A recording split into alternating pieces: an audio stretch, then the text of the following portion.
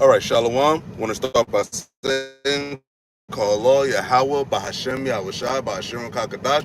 Double honors to the Apostles of Israel, aka the Apostles of Great Millstone, and peace and love to all the Akim. Continue to preach His truth and all truth and sincerity.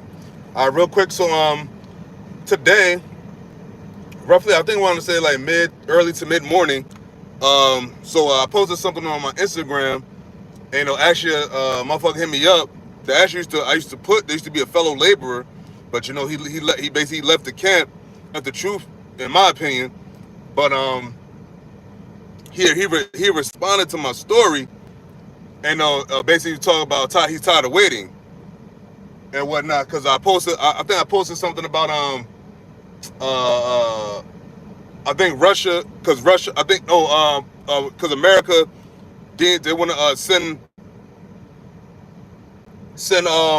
I think they're going to send some aid to the Ukraine, to battle against Russia or whatever. But anyway, it's basically something about the war that's going on right now. So right now we're basically in the beginning phases of World War III. You know what I mean? So anyway, so the brother opposed, I ain't gonna lie, I fucks with homie. You know what I'm saying? I like the guy. You know what I'm saying? But all in all, like he stopped doing the works, and he wasn't kicked out of the camp either.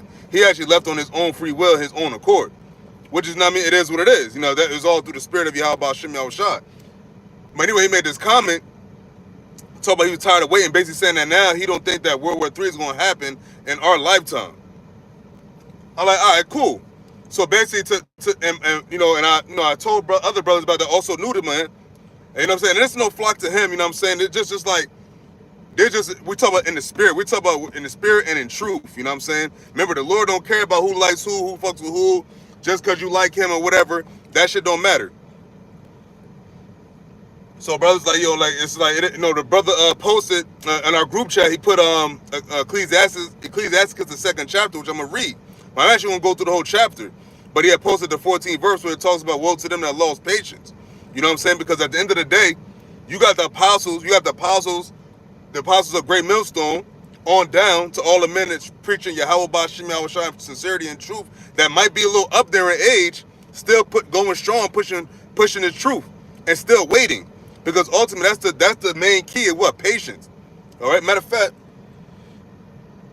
before I get into it, let's go to the definition of patience now. And you go into the etymology online, the definition of patience. That's what I went to. But you go to Google, it's gonna be the same thing. It said the definition of patience, it says it's a virtue, the ability to stay without complaining at a place you rather would like to leave for a long period of time. So basically it says patience means staying at a place, staying to stay. It says the ability to stay without complaining. All right? To stay without complaining at a place you rather would like to leave. Now, wouldn't we much rather like to leave captivity? Wouldn't we much rather leave America? Won't we much rather leave, go back to our homeland, which is the land of Israel? All right? So that's what patience is. I'll read that again. So it says patience, it's a virtue. The ability to stay without complaining at a place you rather would like to leave for a long period of time. So not only staying at a place you would like to leave, but staying there without complaining and staying there for a long period of time. Now, yeah, we as the nation of Israel, we've been in captivity for a long period of time. We've been in America for a long period of time. All right? And soon enough, brothers like myself, we're going to have been actually on the earth for a long period of time, because I'm pushing 40. And you got the apostles over there that's damn near they're in their 60s, and soon enough we'll be pushing 70. And they've been pushing since their early 20s, so that goes to show that their patience. And that's what the Lord said, patience. So, being that that's patience, so I'm going to go to the book of Ecclesiastes chapter 2, and I'm going to start at the top. And it says, my son, if thou come to serve the Lord, prepare thy soul for temptation. What? It says prepare thy soul for temptation. You want to go through temptation and captivity, especially. Any Israelites is in America, we're going to go through temptation, man, every day. Every day we go through temptation. And through the spirit of Yahawah Bahasham, Yahawashi, we always hope to come victorious over the temptation, over the lust of the flesh. Now, granted, we can fall victim sometimes, but hey, everything in moderation. I'm not saying willfully sin, but it's not even talking about sinning, but the actual pleasing of the flesh. Maybe like maybe having sex a little too much, or you might be drinking a little too much, or you might be eating a little too much. All right? Things must be done in moderation, even things that the Lord say that we actually can do, but the Lord said also, you could be doing something too much. And that's why he said what? Even with drinking, says what? To do it in moderation. Don't be out there all day drinking, all on the street just drinking and being drunk. You ain't got to be on going up there just fucking every chick you see. All right? So it says, verse 2, Ecclesiastes chapter 2, it says, set thy heart aright and constantly endure and make not haste in a time of trouble. It says constantly endure, man. We got to consistently endure every day in America, no matter how hard it may be. Every day it says constantly endure. And it says, and make not haste in a time of trouble. So don't get all like, you know what I'm saying? All nervous and shit. It says, verse 3, it says, cleave unto him and depart not away, that thou mayest be increased at thy last end. And what we coming to our last end, man, because soon enough, Yahawah is going to be here. So it says, cleave unto him and depart not away. So what? Continue to rehearse the righteous acts as much and strong as you possibly can, man.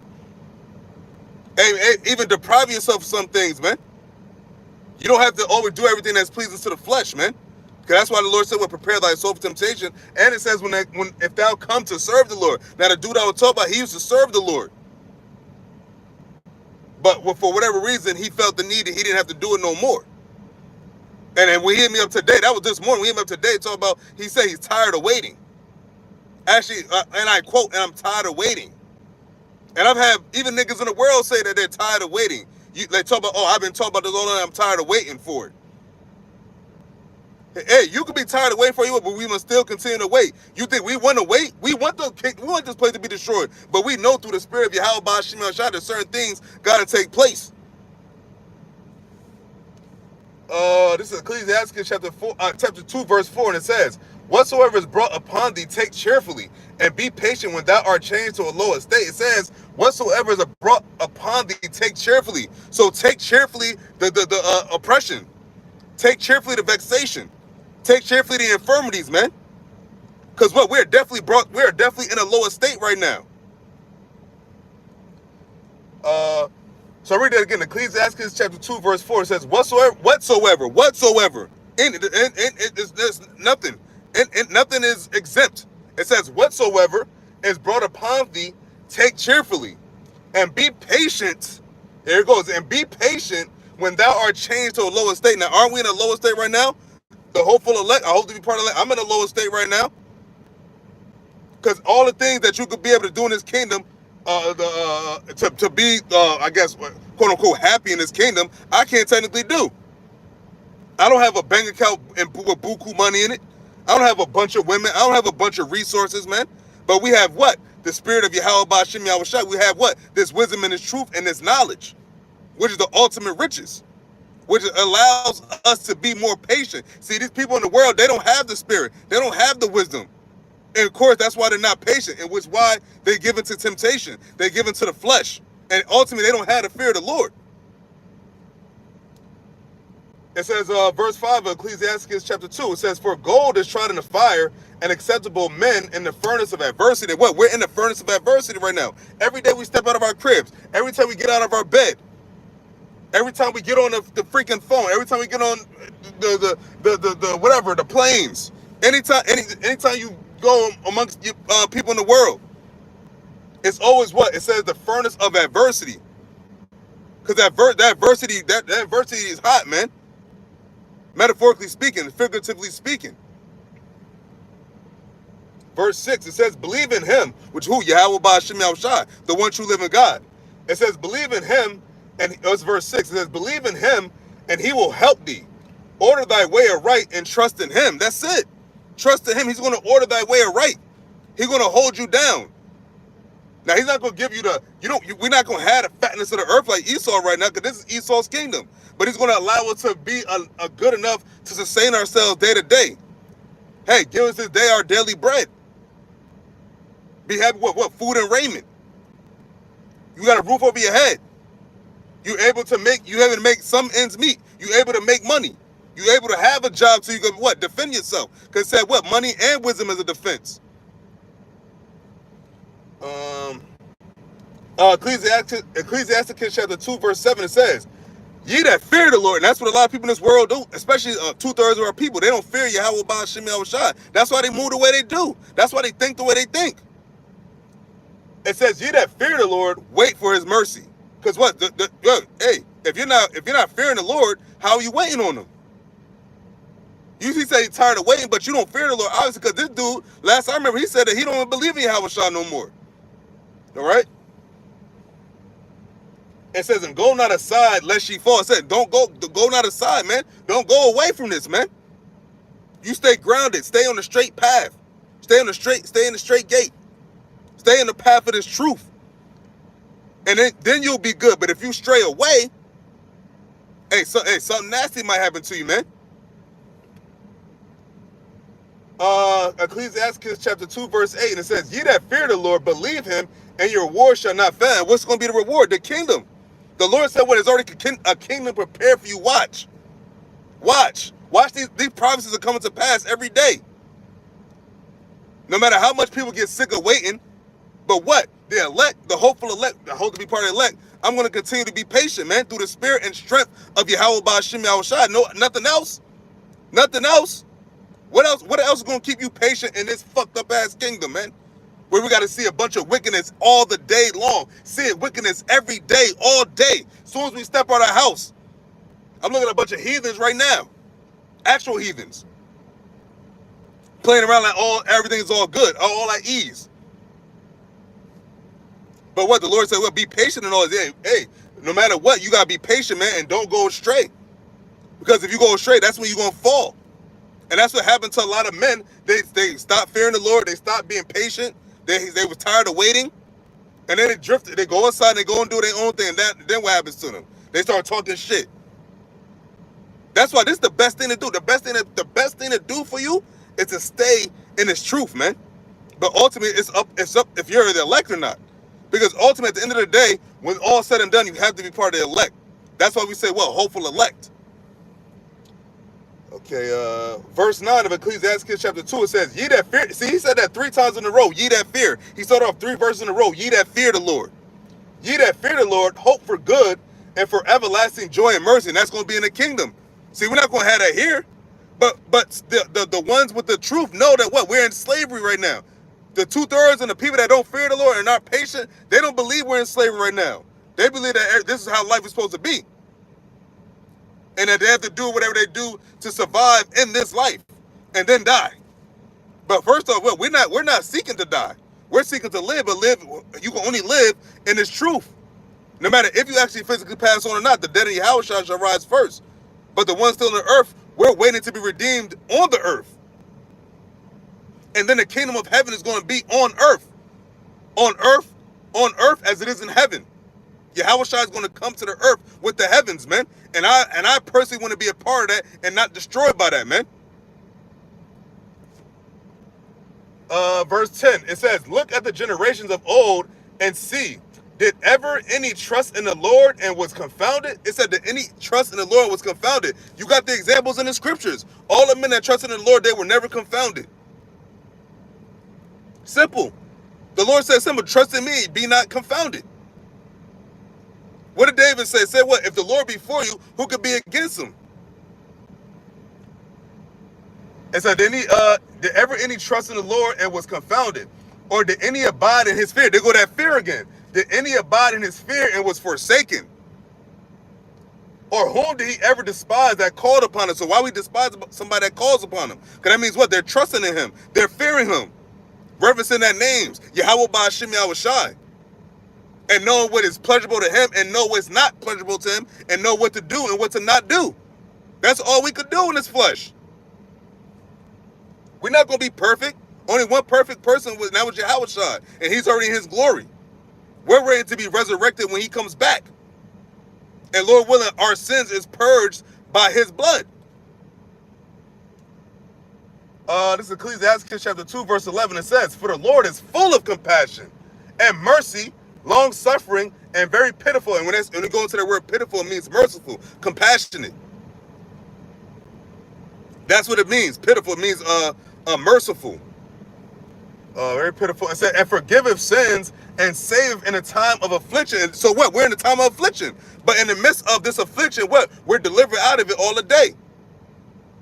We're delivered. Hey, I just got my work schedule and I seen that shit. I'm like, damn, man, because you sort of see certain familiar people and certain names. You're like, I don't want to join this person or so on and so forth.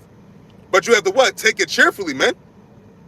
That's why we have to continue to stay in these scriptures, man. These scriptures are therapy. You're not going to need a therapist if you have Yahawah Bahasham YAHAWASHI. You're not going to need to talk to some motherfucker. Now, it's granted to talk with brothers, holy conversation, but you got people all talking about they depressed and this, that, and the third. I go see my therapist. Oh, I got therapy, and oh, I have a session with my therapist.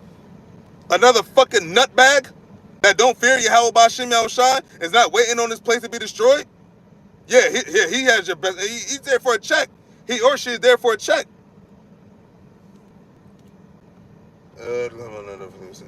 It says, verse 12 of Ecclesiastes chapter 2. Woe be to fearful hearts and faint hands, and the sinner that goeth two ways. Because what? People that fall off, that start to be lukewarm, hands getting faint. They fearing Esau. Hey, when the V came. When the V came, they said a lot of people, well, not the people, the true worshipers of Yahawah Bahasham YAHAWASHI, but you have people in Israel that got the sticky stab because they're wolf in sheep's clothing told them to get it. So it's okay to get the sticky stab. It's okay to get the V. Are you nuts? You out here telling your congregation to willfully sin? And they did that all out of fear, man, because what people fear, oh, I'm going to lose my job, or I'm not going to be able to go here, or I'm not going to be able to go there. Hell, when that came out, when we was like, yo, when the city, New York City said that, oh, are you going to need the V to go in the place? We're like, well, I guess we ain't going to New York City anymore. Now, granted, they took the mandate away, but what's going to be the new mandate? The MOTB. And the Lord said we have to be patient until the end, man, even if we have to die. And that's what people don't understand. Like, yo, some brothers are going to die. Some brothers are going to be put to death for the fear and the trust in Yahawah Bahasham YAHAWASHI. And when we say fuck to Esau, we don't know. But the Lord said what? Some of you shall be cast into prison. Some of you shall be put to death. So you have to take it to where, like, that could be you. Or it could not be you, but you never know. We ain't going to know until we know. All right. There's two ways. Ecclesiastes chapter 2, verse 13. It says, woe unto him that is faint-hearted, for he believeth not. Therefore shall he not be defended, and not be defended when? In a time of what? Jacob's trouble? When the time these devils bringing the MOTB? They're going to get faint-hearted. They're going to get feeble. They're going to get weak. They're going to get fearful. Oh, I need to get a job. I got to feed my children. The Lord said, no matter what, strive unto death. That's when the Lord said that he that loveth his what wife, children, house, so on and so forth more than me is not worthy of me. So if you're gonna put your children over the Lord, that means you're not worthy to serve the Lord. And you have that's what a lot of Israelites do. They put the life, the cares of this world and the cares of this life over the Lord, to where they don't even believe in the Lord. All right, what's that gonna do for me? How they gonna put money in my pocket? But at the end of the day, that ain't gonna be no money in your pocket. It's gonna be in your fucking wrist, or your hand, your right hand, or your fucking forehead. That's where the money's gonna be at. And then what you gonna say then? And the Lord said that there's gonna be people that's gonna come and be like, yo, you're trying to get down. But the Lord said what? I had my prophets out there all the time when everything was good for you. And you said, no, I ain't want to hear that. The Lord said, well, you turned your shoulders on me. You closed the door on me. You scoffed at my men. You said they were stupid. You said they were stupid to believe that somebody's going to come out of the sky and deliver them. But here it is. He's going to come out the sky and deliver his elect. And then what's the word? Everybody going to feel stupid. And that's why they're going to be ashamed. And you don't want that shame, man. It's everlasting shame. Because why? We're going to be in the everlasting kingdom. But you're always going to know how you got your immortality over to how the elect, the 144,000 and the 1/3 that makes up the elect, got their immortality, man. Because they got changed when Yahawah came back to the earth, when this place was still around. But when you come as a newborn baby, you're going to know that you weren't part of the first fruits. I'll read that again. So this is Ecclesiastes chapter 2, verse 13. Woe unto him that is faint-hearted, for he believeth not. Therefore shall he not be defended. Therefore he shall not be defended. I want to be defended by Yahawah Bahasham because the times we coming in right now is only going to get worse. Over right in my old hometown in Jersey, just got flooded like a motherfucker again. The last time was the day before the 4th of July. And here it is a week or two later. Flooded again. Roads all closed still to this day. People had a couple casualties. Not too crazy, but you had a couple casualties. And on top of all of that, you got all this crazy stuff happening in the world, period. All this judgment coming across Earth. You have 4 earthquakes in one day yesterday in 4 different places. The war is getting more intensified. Russia just sent some kind of weaponry over to Iran. So this ain't gonna let up. No matter how much you see in the reports, this is gonna continue day to day. Just because you don't hear about nothing, don't mean nothing is happening. That's how Americans think. They think, well, if I don't see it on the news or I don't see it on such and such, it ain't happening to me. It ain't happening as long as I'm concerned. But stuff is happening every day. Something's happening right now. Guaranteed, something's happening right now that they might even tell us. Okay, so here's a verse that the brother actually referenced. So this is Ecclesiastes chapter 2, verse 14. Woe unto you. So it means destruction unto you. Woe unto you that have lost patience. And what will you do when the Lord shall visit you? What will you do when the Lord shall visit you? So you got motherfuckers say, I'm tired of waiting. Yeah, but you must continue to wait cheerfully. That's the thing. We don't want to wait nowhere either, but we have to still wait. And we're going to wait cheerfully because what the Lord told us to. And the wait is not even that bad now because all the stuff is happening right now. Yo, you see this place going down every day. You see these devils going down every day. Oh, matter of fact, hold up. Let me get something real quick. Quick precept. Fuck. I don't got my internet on. But anyway, so this is the book of Romans chapter 8, verse 18, and it says, for I reckon that the sufferings of this present time are not worthy to be compared with the glory which shall be revealed in us. And that's when the Lord is going to visit his elect. He's going to give them that glory. See, the 2/3 and the rest of these heathens, they're not going to have nobody to defend them. First off, these heathens not waiting for the Lord, and these heathen-ass Israelites ain't waiting for the Lord. They saying that I'd rather get money. But here there's these devils that we're talking about is about to be destroyed. It's about to end this whole concept of the way money is now. And make everything digital. We'll go back to that.